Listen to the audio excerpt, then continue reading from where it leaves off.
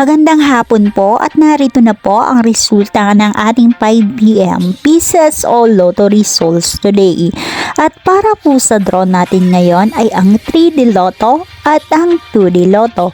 Para po sa mga bagong nanonood, huwag niyo pong kakalimutan mag-subscribe sa aking channel at pahit na din po ako notification bell para updated po kayo lagi sa aking mga bagong upload. And for 2D Lotto, 5pm draw, 11 and 23 in exact order.